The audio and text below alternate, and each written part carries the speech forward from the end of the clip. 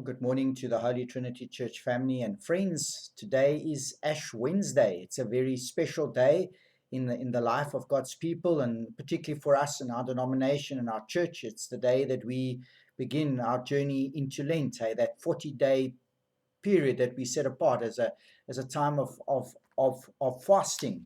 And we remember Jesus 40 days of fasting and praying in the wilderness before his ministry began. It's also a way for us to incorporate, as it were, a build up, to Good Friday, where we proclaim and celebrate Christ's death on the cross and all that it won for us. But also we go through the cross onto the resurrection and the triumph of Jesus' resurrection over the grave. So it's a very special season for us. And in the church, we usually like to use the season as very much a reflective season, as a season of introspection, and for us as a time to allow the Spirit of God to truly work in our lives. So just today we are Holy Trinity Church family and friends, just to say that obviously today we would usually be doing continuing with our Lenten Bible study, but I got ahead of the game and I did it last week, the first session, so that today I could just take a break in it. We'll continue with that next week, session 2 of our Lenten Bible study, A Heritage of Faith. But today I just want to give a short reflection to take us into Lent and how we as a church can use this Lenten fast or this Lenten period. And the words that the Lord has given me today are very simple words, which I want, 4 words that I want you to take into Lent for these 40 days as we build up towards Easter. The words remember, reflect, repent, and rebuild. Those are the 4 words I want you to remember. Remember, reflect, repent, and rebuild. In other words, for us as Christians, this is a season when we remember how much it cost Jesus. And the Bible says to us in Romans chapter 5, verse 8, while we were yet sinners, Christ died for us. It's a season for us to remember what it cost Jesus to save and redeem us from our sins, the very sins that separate us from his grace and love. It's also a way for us to remember, Colossians 2:13 says, remember where you came from. Never forget that so often as Christians we rejoice in the fact that we are saved and forgiven and healed and restored, which is right. We must do that. But what makes it precious is to remember where the Lord took us from. Colossians 2:13 says that each one of us, you were dead in your sins and transgressions when you lived in the way of the flesh, but God made you alive with Christ Jesus. In other words, God's redeeming grace, that he saw you where you were not at your best, not when I was at my best, but at my worst, and he saves me and redeems me. Remember what it cost him. And 2 Corinthians 5:21 says to us that he who knew no sin became sin for us, and in him we could become the righteousness of God. So for us is to remember what Jesus did, remember the price he paid, remember the great privilege of our salvation, which was a costly sacrifice of Christ Jesus for each one of us. So for us is to remember. There's a beautiful song, there's a Hillsong song called Remembrance, and the line says, I will live in remembrance. And I really want us to take that into the season, to remember Christ, remember what he did for us, remember where we came from, remember what he has saved us from, remember his grace and his redemption in our life. And because therein is the motivation for us to change. And then the second word is the word reflect.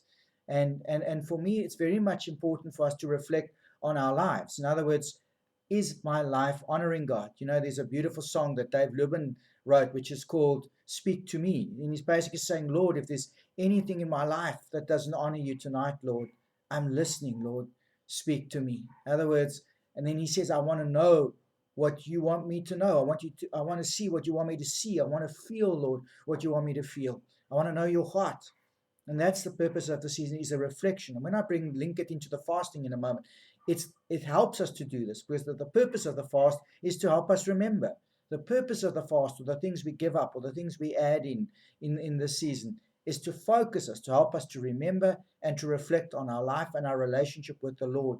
Are we walking with the Lord as we should? Or are there things in our life that are not honoring to the Lord? So that's the second part about reflect. And I'm going to bring all these together when I end with just a few reflections on Isaiah 58. The third word is to repent. So as I remember what the Lord has done, as I remember his grace and love and mercy in my life and the price he paid, as I reflect on my own life and where I am with the Lord and where I perhaps have fallen short, I allow the Spirit of God, obviously, to convict me, to challenge me, to illuminate things.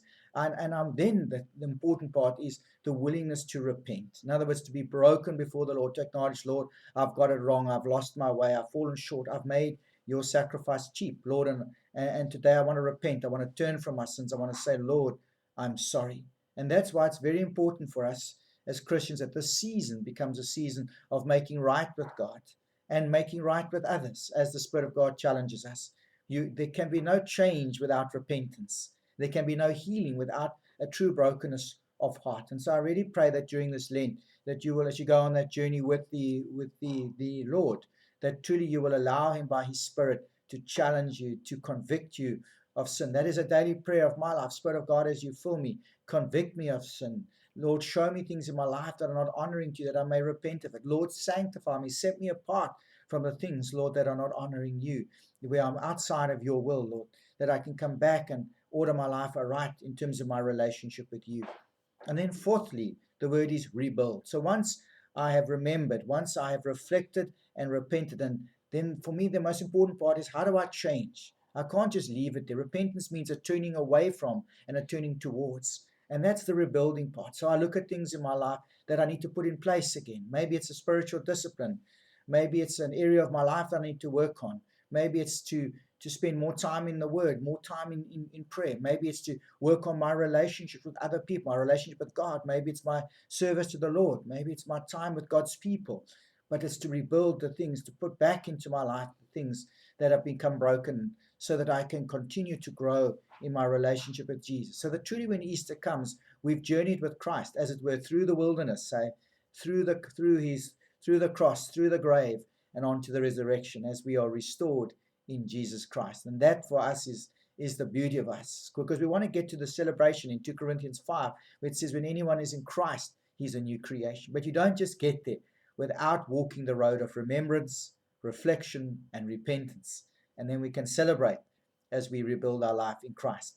Let me just, as I end, just quickly put this in perspective for you as we look at Isaiah 58. And it's, the Lord gives the people a rebuke, but it's important for us to understand.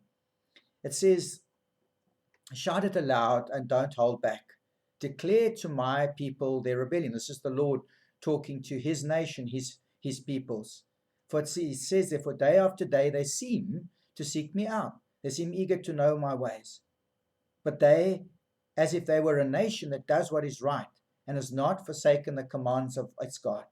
They ask me for decisions and seem eager for me to come near to them, says the Lord. They say, this is the people, why have we fasted, Lord, and you have not seen it? Why have we humbled ourselves and you have not noticed?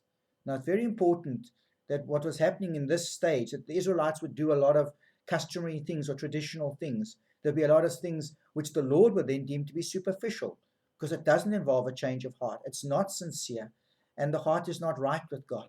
And this is the purpose of a of a fast that helps us to look at our relationship with the Lord. It deals with the matters of the heart. It's not about superficiality.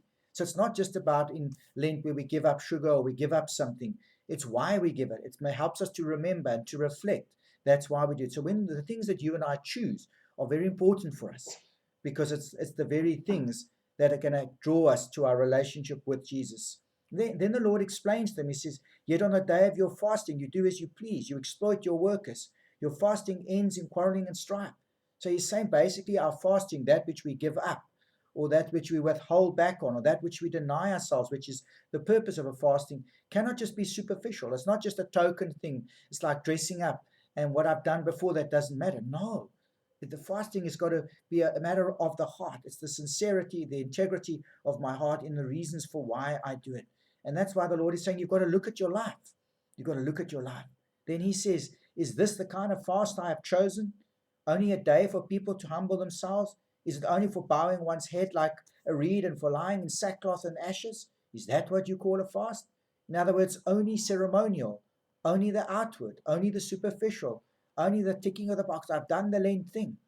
And many of us in the mainline churches, now I can say it because I'm a mainline pastor, hey, traditional church pastor. Though we would consider ourselves at Holy Trinity, we are, and I am a charismatic evangelical, but I've grown up in the Anglican church. And so often we hide behind tradition. So often we hide about the ritual. The ritual is beautiful, the tradition is beautiful, but not on its own. It's where it, as it were, enables me. It represents something in my life. It flows from my heart. And then the Lord says to the people, is this not the kind of fast I've chosen? To loose the chains of injustice, untie the cords of the yoke, to set the oppressed free, to break every yoke, is not to share your food with the hungry, etc. So basically, he's saying, the purpose of the fasting is for me to speak to you, for me to challenge you, Dave, for me to convict you of sin, and then for you to change and make right. In other words, deal with the things in your life where you've fallen short, deal with where you're hurting people, deal with broken relationships, deal with things that I illuminate, that I bring to the light for you. That is the purpose of fasting, because in your reflection, I will speak and show you that you may order your life aright. And then there's the promise. And this is the beauty of it. I'm almost done. Hey? Then your light will break forth like the dawn, and your healing will quickly appear. Then your righteousness will go before you, and the glory of the Lord will be your rear guard. Then you will call, and the Lord will answer. You will cry for help, and he will say, here I am. You see, the Lord is in the business of restoring and rebuilding. He wants to bless you. He wants his favor to be on you. But remember, your sins, the Bible says, hey, it is our sins that separate us from God. Isaiah 59, if you go further, the next chapter, it says, it is our sins, our transgressions that separate us from him so that he cannot hear us. And that's the purpose of this Lenten fast, this reflection, this remembrance, this convicting of the Holy Spirit, is to deal with those things. And then it's not just for us to leave it there. The rebuilding is go and change it. Go and make it right to the grace and the strength of the Lord Jesus.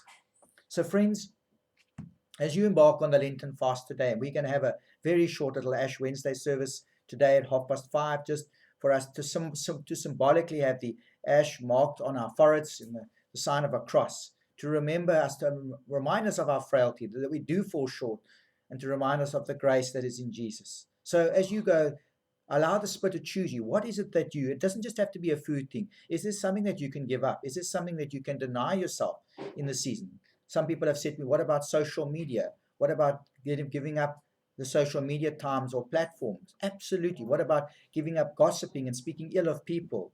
What about adding in a different habit of speaking life and blessing where you normally would have spoken death? Where you normally would have been critical of our country and our mayor, to make a decision at the discipline of the season that you will not speak negatively. You will speak life and you will speak blessing in Jesus' name. So that is my prayer for you. And if you're going to give up sugar or something, let it be something that's almost very hard for you. But then when you are not having it, say, Spirit of God, speak to me, help me to remember the price you pay. Let me reflect on my life and where I am, and help me then to hear what you're saying when you challenge me to repent. So I need to be a standalone, guys. It's not just giving up sugar and sweets and chocolate and all the nice things. That's not what it's about. It's what it represents in your life, and whether that it'll be an opportunity for the Lord to cause you in those moments when you give it up. Hey, when you are giving it up, to cause you to remember, to reflect, to repent, and to rebuild. So friends, I leave that with you today. I love you all in the Lord, and I pray that you're going to have a blessed Lenten season. And it's a wonderful way for us to get right with the Lord and right with others. Wonderful way to allow the Lord into our life, to, as it were, into every room and compartment of our life, to enable us to order our life aright. So bless you all, and may you have a blessed Ash Wednesday as start to Lent, and may the Lenten season be blessed for you as we journey together through the cross, towards the glory of Easter. Bless you all, and we'll see you soon.